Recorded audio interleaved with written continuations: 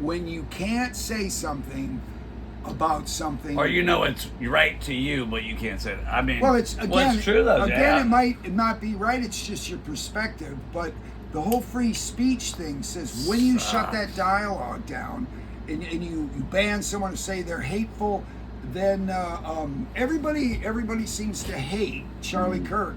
Was saying, I love Charlie Kirk. Yeah, well, the Christians love him, but everybody else hates him. And I listened to some of the things he says, and I was like, I don't see where he's crossing the line.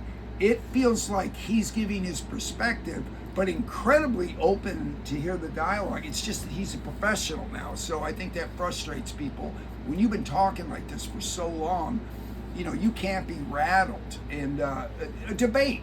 Anyone can win a debate. Be shot. The one who articulates the best wins, even if they're articulating something incredibly wrong, which a lot of people would say that about Charlie Kirk. Whoever articulates the best wins. That's how it's always been.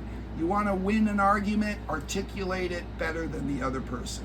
You can convince anybody of anything. Look at a lawyer. Look at PhD. Externally, but internally, like if as a dad, when you were like, sometimes someone just wore you out at work. Not now, but in the old days. And it's like, the girl don't realize when you get home, you're like, and she wears you out for dropping a soda on the floor. I've had this. And I'm like, do you really think, I know this is all over the place, but do you really think I would have dropped that right before bed just to get you so mad? It's an accident, I don't even know why I even said that. I guess I was having a flashback. Well, the connection is if your wife knew what you dealt with. Yeah, that. If like, because you had to take so much shit during the day and come home and be a good dad and a happy dad and a not mean guy, but you're like, but we don't tell them that because we don't want to look weak. It's so fucked up. We're always doing that. Well, it's always working. You're yourself, but you can't really be yourself. I don't know. That seems like you give up a lot of yourself as a dad. Yeah, it's all confusing as to what way to go. But it seemed to work better in smaller groups. Maybe that's what I'm saying. Segregated smaller groups. The people with the same perspective and culture are living and working day to day with each other.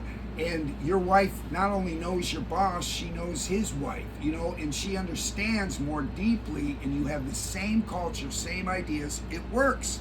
And you want to go to church because you're going to see your buddies there. You're going to see all your friends. I think that's kind of what they're doing there because no one does know you at a real big place.